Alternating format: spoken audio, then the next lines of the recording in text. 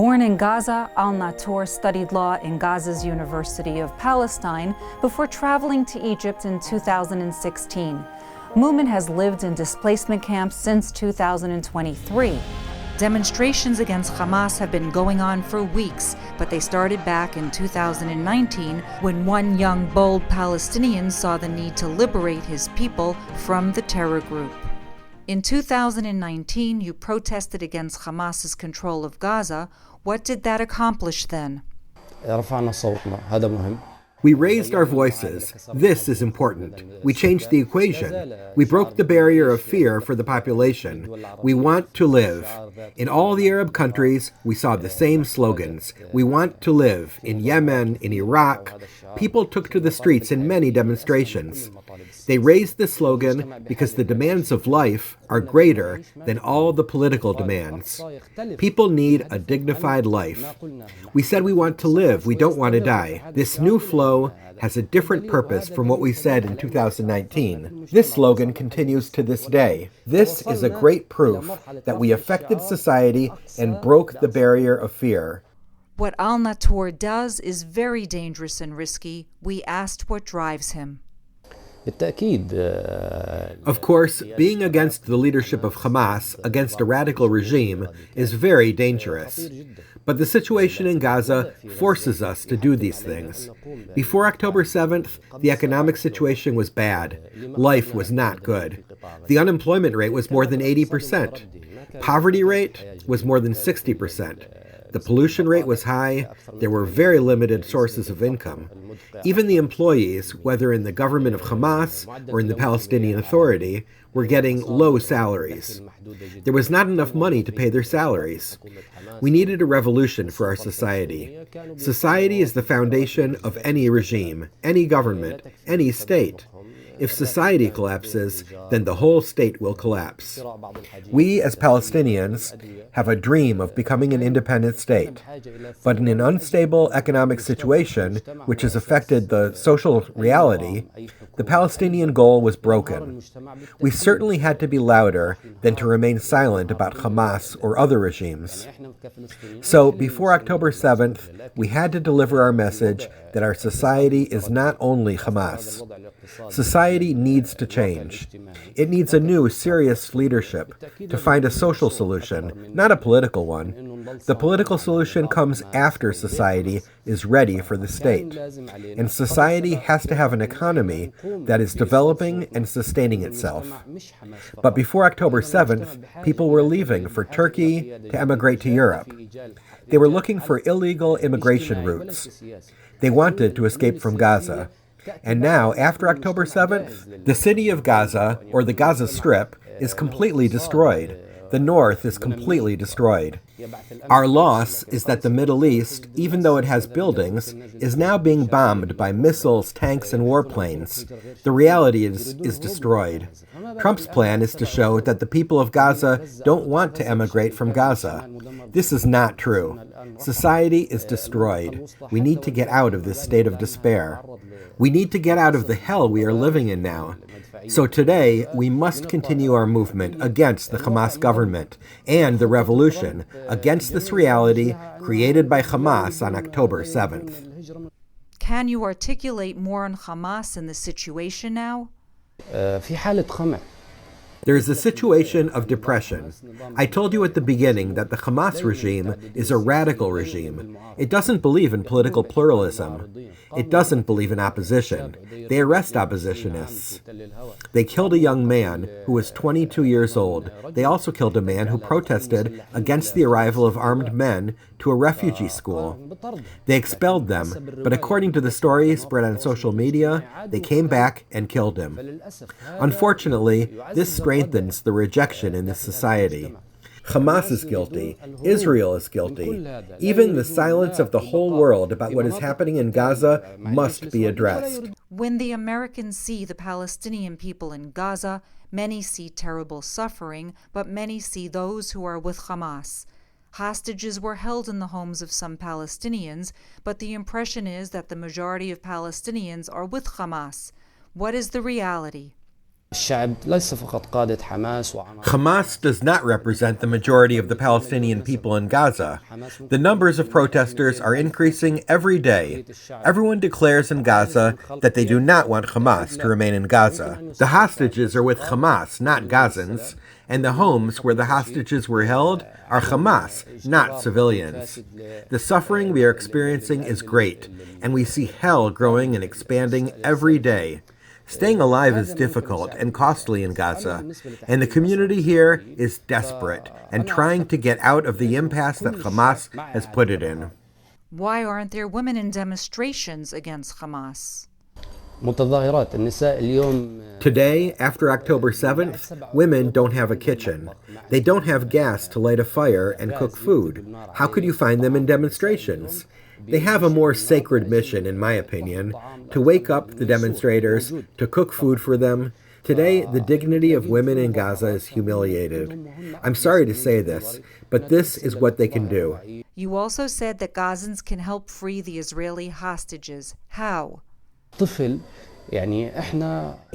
for the release of the Israeli prisoners, I believe that all the people have the right to retaliation. They don't want retaliation in Gaza, so help free them. Kidnapping is immoral. Immoral, yes, because you kidnap a woman, a child.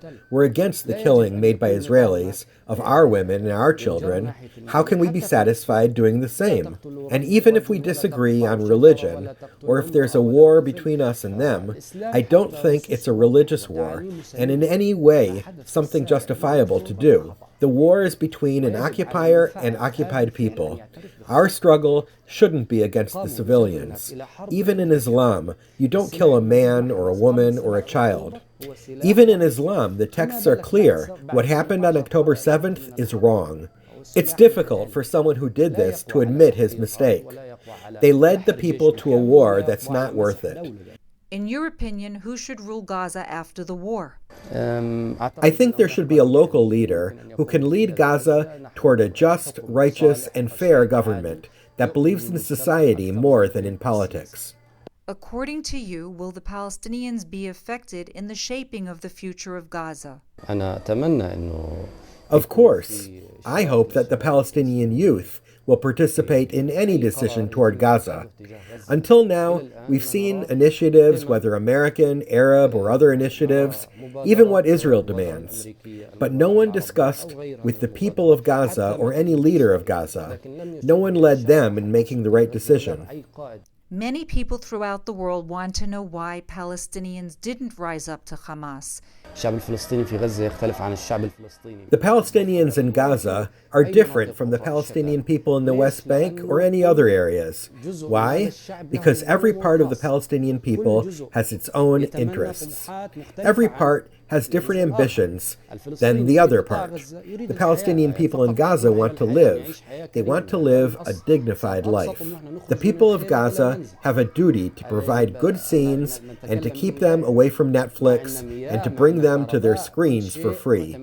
Unfortunately, our blood is for free watching, for the winner to decide whether to vote or not. Gaza is surrounded by borders and seaports. Anyone who comes to Gaza and leaves it, Israel knows. Israel knows who lives there. So, what about our destiny? For a while, we have been depending on them. This has been equally a problem. Do you think that Gazans and Israelis will ever resume their neighborly relationship? Why not? We call it in Arabic, love after torture. It's an experience. If you keep an enemy in mind, what would it do? Generations will be destroyed. They might not be affected by the war. Some of the big decisions are only for the economy. But our education has been suspended for 2 years. The health system is over. The infrastructure sector is over. The country is not good for life. So we can, after this war, start a period of peace between the Palestinian people and the Israeli people. And this is important. In the Middle East, there is a country called Israel, and we recognize its existence, and the people of Israel. And there are also the Palestinian people, and they must recognize our existence. They must not negate us or say that all the Palestinian people are Hamas. This is their response. You cut off Hamas. Hamas can collapse. Its situation can become tense. But I will collapse immediately too, and I am a civilian. I have nothing to do with Hamas, and I believe in peace with the whole world, not only with the Jews. I believe in peace with Israel as a state, and I recognize it as a state. There is a part of the society that believes in peace with Israel, and it believes that the role of the U.S. in the Middle East is important. Those who believe in politics believe that the role of the U.S. is much better than the role of Iran. We want the role of the U.S. in the region, and we don't want a vacuum that brings the role of Iran to the Middle East again. The axis of resistance is almost over. Now we need development and prosperity. As for me, as a Palestinian, as a civilian, I need everything. The international laws have seen that this is a group in Gaza that believes in peace and doesn't believe in war. We said before October 7th, through hashtags on Facebook, that we don't want war. Today, I'm losing everything. I'm losing hope. I'm desperate in Gaza. And even though I talk about politics and lawyers, the reality is forcing you to leave. So save us. Come and talk to us. Talk to us, whether Americans, Israelis, or others. Talk to us. Know the demands of the civilians. Separate them from us. If Hamas wants to surrender or wants to keep its weapons, this is Hamas's decision. We can't influence Hamas. We could have influenced Hamas, but we didn't manage in November 2023. 1 month of the war was enough to say that we'll lose 100,000 victims. Today it's 50,000 or 51,000. Under the rubble, it could be 10,000 or 20,000. We don't know about the victims and clear numbers. They're missing. They say they're under the rubble. It could be 100,000 or more. We must stop this slaughter. I spoke with Moumen in a follow-up interview where he told me he doesn't take any measures for his safety because there are no safe areas in Gaza. Danger is everywhere, he says. I just try not to be accessible all the time. Asked if he was contacted by the United States government, he said, unfortunately, no, and I hope that there will be contact between us as soon as possible. We have a lot to discuss to reach solutions that end the tragedy in Gaza. I asked Moumen what he would say to President Trump. Let's talk, he says. Gazans are not Hamas. Hamas is a group in Gaza. He stressed freeing the hostages, but that the Gazan people feel they are hostages to Hamas. Moumen says the Palestinians are capable of managing a safe zone between Hamas and the Israeli army. Moumen al-Natour wants the world to know that there is a group in Gaza that doesn't want war with Israel, only peace.